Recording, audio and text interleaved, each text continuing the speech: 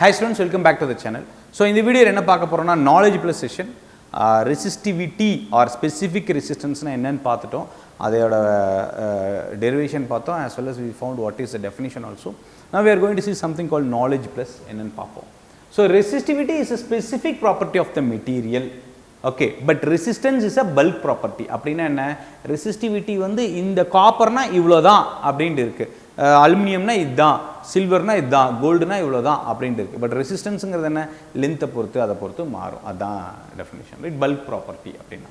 Now resistivity is independent of dimension, length breadth பொறுத்து மாறாது. whereas length, area of cross section பொறுத்தல எது மாறாது? resistivity மாறாது. ஆனா என்ன மாறும் சார்? resistance மாறும். good.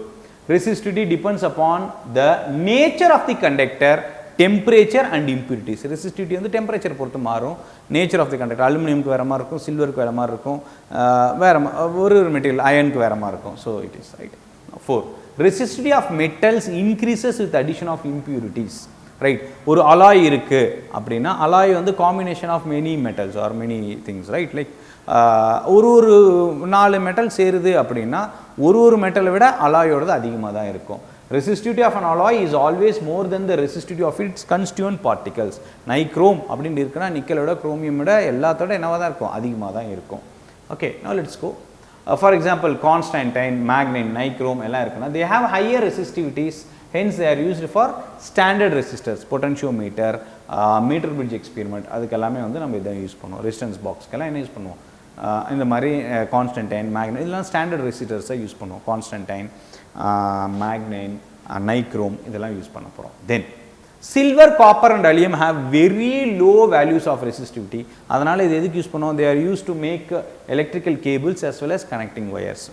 Okay, now fuse wire நம்ம வீட்டிலே இருக்கும். ஃபியூஸ் ஒயர், ஃபியூஸ் ஒயர்லாம் எதில் செஞ்சுருப்பாங்கன்னா டின் லெட் அலாயில் செஞ்சுருப்பாங்க. எதுக்காக அப்படின்னா ஃபஸ்ட்டு திங் அதுக்கு லோ மெல்ட்டிங் பாயிண்ட் இருக்கணும்.